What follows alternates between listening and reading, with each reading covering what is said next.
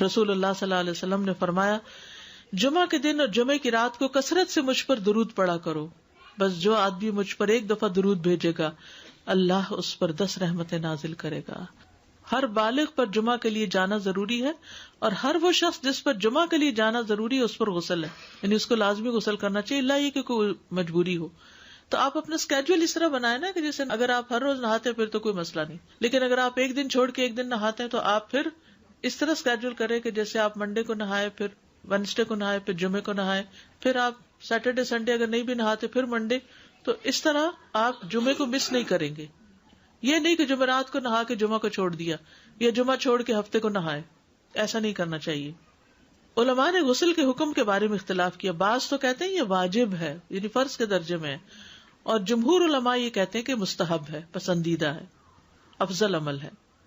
حدیث میں آتا ہے جس نے جمعے کے دن وضو کیا اس نے اچھا کیا، اور جس نے غسل کیا تو یہ افضل ہے۔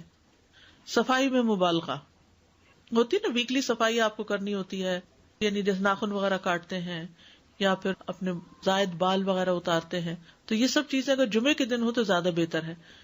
نبی صلی اللہ علیہ وسلم نے فرمایا جو شخص جمعے کے دن اچھی طرح غسل کرے، اچھی طرح سنوار کر وضو کرے، اپنے بہترین لباس میں سے پہنے، یعنی جمعے کے دن باقی دنوں کی نسبت اچھا لباس پہنے، اللہ نے اس کی قسمت میں گھر والوں کی جو خوشبو لکھی ہو وہ لگا لے، یعنی گھر میں جو بھی خوشبو ہے، پھر جمعہ پڑھنے آئے تو لغو کام نہ کرے، 2 آدمیوں کے درمیان جدائی نہ کرے، یعنی 2 لوگ بیٹھے ان کے بیچ میں گھس کے بیٹھ جائے۔ اس جمعے اور دوسرے جمعے کے درمیان کے پورے ہفتے کے گناہ معاف کر دیے جاتے ہیں۔ پھر مسواک کرنا، جمعے کی سنتیں بتاتے ہوئے آپ نے فرمایا اور تم پر مسواک کرنا لازم ہے۔ اچھا لباس پہننا، نبی صلی اللہ علیہ وسلم نے فرمایا اگر ممکن ہو تو جمعہ کے لیے اپنے کام کاج کے کپڑوں کے علاوہ 2 کپڑے اور بنا رکھنے میں کیا حرج ہے، اسپیشل ڈریس رکھے جو جمعے کو ہی پہن لیں۔ خوشبو لگانا، یعنی خوشبو لگائے، حدیث میں آتا ہے چاہے وہ عورت کی خوشبو سے ہو، یعنی آپ کی اپنی نہیں، بیوی کی خوشبو پڑی ہو وہی لگا لو، لیکن لگاؤ۔ عمر بن دینار کہتے ہیں انہوں نے جابر رضی اللہ عنہ کو کہتے ہوئے سنا کہ ایک شخص جمعہ کے دن مسجد میں داخل ہوا اس حال میں کہ نبی صلی اللہ علیہ وسلم خطبہ دے رہے تھے، تو آپ نے فرمایا کیا تم نے نماز پڑھی؟ اس نے کہا نہیں، تو آپ نے فرمایا کھڑے ہو 2 رکعتیں پڑھو۔ اب یہ بڑا اہم مسئلہ ہے، مسجد میں داخل ہو چاہے خطبہ ہو رہا ہو 2 رکعت پڑھے بغیر نہ بیٹھو، ٹھیک ہے؟ اور یہ کیا ہے؟ دراصل تحیت المسجد، یہ جمعے کی سنتیں نہیں ہیں، یہ کیا ہے؟ تحیت المسجد ہے، اور مختصر پڑھی جائیں، یعنی امام جب خطبہ دے رہا ہو تو چاہیے کہ 2 رکعتیں پڑھے اور دونوں میں اختصار کرے۔ نماز سے قبل ہلکا بنانے کی ممانعت، مثلا آپ جلدی چلے گئے تو یہ نہیں کہ ایک گروپ بنا کے آپس میں گپ شپ شروع کر دیں، نہیں، سیدھے ہی لائنوں میں بیٹھیے۔ انتظار کا وقت کیسے گزاریں گے؟ نفل پڑھ کے بیٹھ گئے، ذکر اذکار کریں، قبلے کی طرف رخ کر کے لائنوں میں بیٹھیں، ہلکا نہیں بنائیں، بیٹھ کے خرید و فروخت نہیں کریں، تاخیر سے آنے پہ گردنیں پھلانگ کے نہ آگے جائیں۔ رسول اللہ صلی اللہ علیہ وسلم نے فرمایا ٹیک لگا کے مت کھاؤ، یہ عام ایک ادب بتایا۔ مسجد میں کوئی جگہ مقرر نہ کرو کہ یہ میری جگہ ہے، آپ کیوں آج یہاں کھڑی ہو گئی، کہ تم اسی میں ہی نماز پڑھو۔ کچھ لوگ ہوتے ہیں نا آ کے مخصوص جگہ ہی پڑھتے ہیں، اگر کوئی اور وہاں ہو جائے ڈسٹرب ہو جاتے ہیں۔ اور جمعہ کے دن لوگوں کی گردنیں نہ پھلانگو، ورنہ اللہ تمہیں قیامت کے دن لوگوں کے لیے پل بنا دے گا، کیونکہ بہت اذیت کی بات ہے نا، آپ بیٹھے ہیں لوگ باقاعدہ بعض اوقات کندھوں پہ ہاتھ رکھ کے اس کو تنگ کر اس کو تنگ کر، تو یہ نہیں کرنا چاہیے۔ جب لوگ مسجد آئے تو پہلی صف میں بیٹھیں، یہ نہیں پہلی چھوڑ کے آخری میں بیٹھ جائیں اور پھر لوگ ان کی گردنیں پھلانگتے رہیں، دوسروں کے لیے فتنہ بننا، کسی کو اس کی جگہ سے نہ اٹھانا۔ جابر رضی اللہ عنہ نبی صلی اللہ علیہ وسلم سے روایت کرتے ہیں، آپ نے فرمایا تم میں سے کوئی شخص جمعہ کے دن اپنے بھائی کو کھڑا نہ کرے کہ پھر دوسری طرف سے آ کر اس کی جگہ پہ خود بیٹھ جائے، بلکہ جو آئے وہ کہے جگہ کشادہ کرو، ہمارے لیے بھی جگہ بناؤ، یہ کہے۔ خطبہ جمعہ اور اس کے آداب، خطبہ جمعہ کی اہمیت، جب اذان ہو جائے تو کیا کرے انسان؟ مسجد کی طرف دوڑ پڑے۔ تو مسجد میں جماعت تو نہیں ہو رہی ہوگی، پہلے کیا ہو رہا ہوگا؟ خطبہ ہو رہا ہوگا۔ خاموشی سے خطبہ سننا، یعنی بات نہیں کرنی چاہیے، کوئی اہم بات بھی نہیں پوچھنی چاہیے۔ ابن مسعود سے روایت ہے کہ انہوں نے ابی ابن کعب سے قرآن کی کسی آیت کے بارے میں سوال کیا جبکہ اللہ کے نبی خطبہ دے رہے تھے، تو انہوں نے اعراض کیا اور کوئی جواب نہ دیا۔ پھر جب آپ نے نماز پڑھائی تو ابی کہنے لگے تمہارا جمعہ ہی نہیں ہوا۔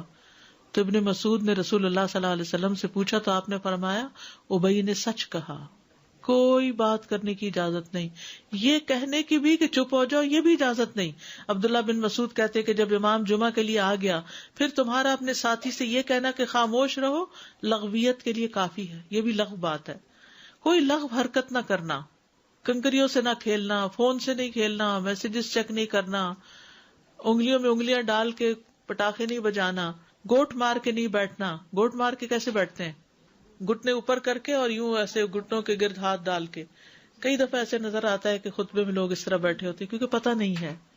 یعنی آپ چوکڑی مار سکتے ہیں. آپ سب سے افضل پوزیشن تو یہ ہے کہ جیسے نماز کے اتحیات میں ہم بیٹھتے ہیں، لیکن کچھ لوگ اس طرح بیٹھ نہیں سکتے. چلے کرسی بھی بیٹھ جائیں. اگر کرسی نہیں ہے نیچے بیٹھے ہیں تو چوکڑی مار کے بیٹھ جائیں. ٹانگیں اس طرح پیٹ کے ساتھ لگا کے گھٹنوں پہ ہاتھ کو بل دے کے اس طرح نہیں بیٹھے. فرض کے بعد 2 رکعت پڑھنا. عبداللہ بن عمر سے روایت ہے انہوں نے رسول اللہ صلی اللہ علیہ وسلم کی نفل نماز کو بیان کیا اور کہا کہ آپ جمعے کے بعد کوئی نفل نماز نہیں پڑھتے تھے حتیٰ کہ واپس تشریف لے جاتے، پھر اپنے گھر میں 2 رکعت پڑھتے تھے. اب جو لوگ گھر نہیں جاتے تو پھر وہیں پر وہ پڑھ لیتے ہیں، ورنہ آپ صلی اللہ علیہ وسلم اپنی سنتیں وغیرہ گھر میں پڑھتے تھے. اور اسی طرح 4 بھی پڑھی جا سکتی، 2 بھی ہیں 4 بھی ہیں. آپ صلی اللہ علیہ وسلم نے فرمایا جب تم میں سے کوئی جمعہ پڑھ چکے تو اس کے بعد 4 رکعتیں پڑھے. یہ آپ کا حکم ہے. تو جب آپ کا 2 چیزیں ہوتی ہیں سمجھنے کے لیے، ایک آپ کا فعل ہوتا ہے اور ایک آپ کا حکم ہوتا ہے. تو ہمارے لیے کیا ہے؟ جو آپ کا حکم ہو. جمعے کے دن قبولیت کی گھڑی ہوتی ہے، اس وقت اللہ سے بھلائی مانگنی چاہیے. رسول اللہ صلی اللہ علیہ وسلم نے فرمایا جمعے کے دن میں ایک گھڑی ایسی ہے کہ کوئی مسلمان اللہ سے کسی خیر کا سوال کرتے ہوئے اس کی موافقت نہیں کرتا مگر اللہ اسے وہی خیر عطا کر دیتا ہے. فرمایا یہ ایک چھوٹی سی گھڑی ہے، تھوڑی دیر کے لیے ہوتی ہے اور یہ ہر جمعے کو ہوتی ہے. ٹھیک ہے. اور خصوصاً نماز میں بھی اگر کوئی دعا کر رہا ہوتا ہے نا انسان تو وہ بھی قبول ہو جاتی ہے. نماز میں دعا کہاں ہوتی ہے؟ شروع میں ہوتی ہے، رکوع میں ہوتی ہے، سجدے میں ہوتی ہے، تشہد میں ہوتی ہیں. تو اگر یعنی جمعہ پڑھ رہے ہیں اور بیچ میں دعائیں آ گئی ہیں تو ہو سکتا وہی گھڑی آ گئی ہو اور آپ کی دعا قبول ہو جائے. عصر کے بعد سے مغرب تک کا وقت ہے.